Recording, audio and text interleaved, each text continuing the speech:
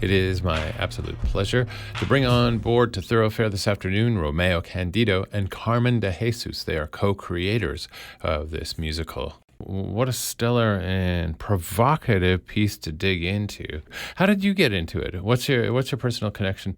Well, why? Basically, we did Miss Saigon 30 years ago. And since Miss Saigon, we've both gone on the other side of the table, so to speak. We started as performers, then we became writers.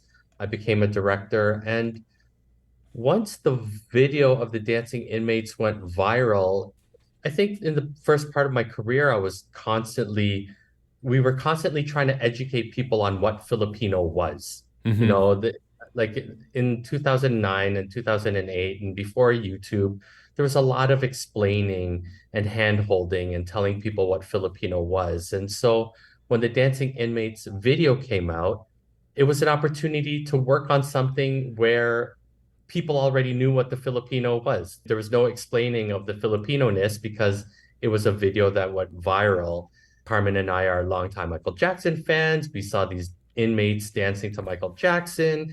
It was picking up interest and attention all over the world. And just the combination of dancing as a means to transcend their situation, Filipinos in, working together in community, and the fact that using art to transcend and bring light to the world. It just had all the ingredients to start digging into story and trying to make a musical out of it.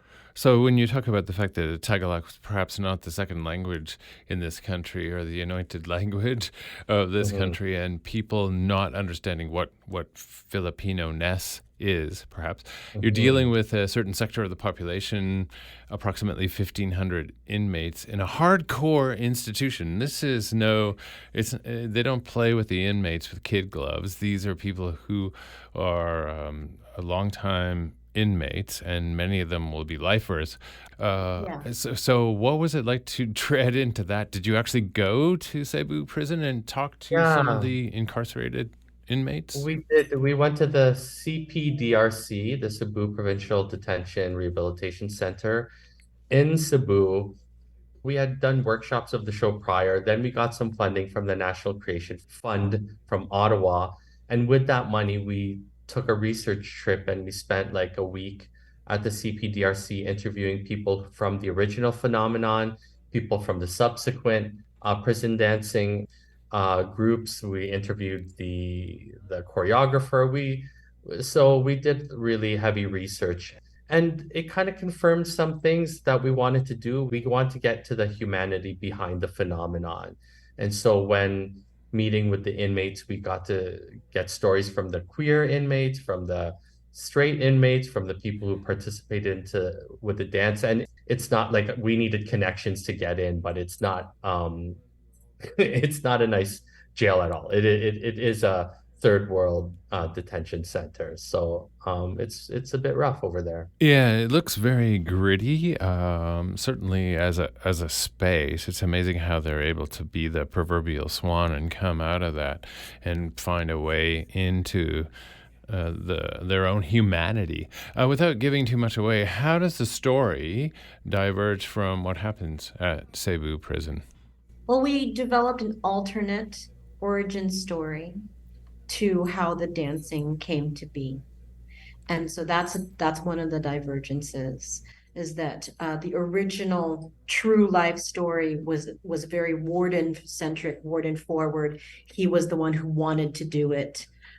He sought out a choreographer to bring into the prison to do it. And in our story, in order to also support our desire to dive in to the humanity beyond the crimes, beyond the addictions, we wanted this dancing to emerge from within the inmates themselves as a form of creative resilience and resistance.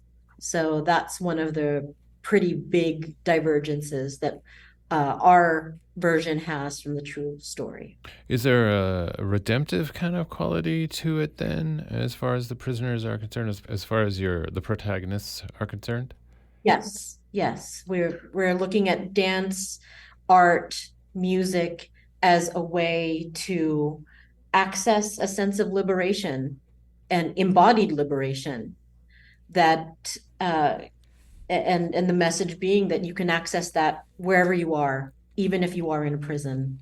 And that's something that belongs to us. And taking something like Michael Jackson's Thriller, for example, which has a little bit of a, even though it's extremely danceable, has a bit of a dark underpinning, you could say. Was it that sort of ethos that you took into penning the music for this? Because I mean, we have to bear in mind that this is it is a paradox. It's a very paradoxical situation the prisoners find themselves in because, ironically, they're locked up, but they're also they're in the public eye.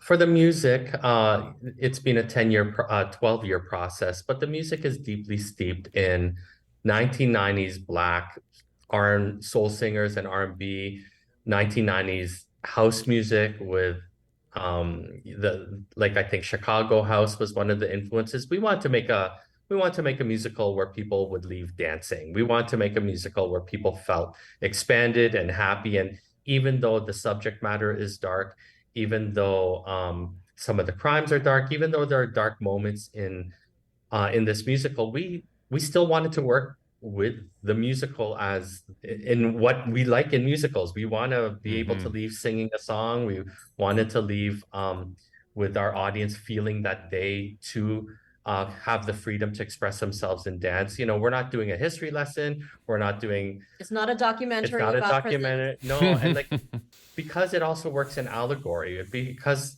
while it's specifically in a Filipino prison, we just wanted people to find ways to plug in themselves and relate to it. And ultimately, the goal has always been we want people to come in, be surprised with the depth of the emotion, but leave with a song in their hearts and some dance in their step. And we just wanted to use the musical, what musicals are good for, is just feeling expanded as a human being. And you had this experience with people in the audience, and you leave hopefully carrying that energy forward into the world outside the musical. Well, there you have painted a very visceral picture of how dance works, in fact, and how it did work in the confines of Cebu prison, but how it works everywhere. Thanks for spending the time with me this afternoon. It is precious, and I appreciate that you're giving of your time for us.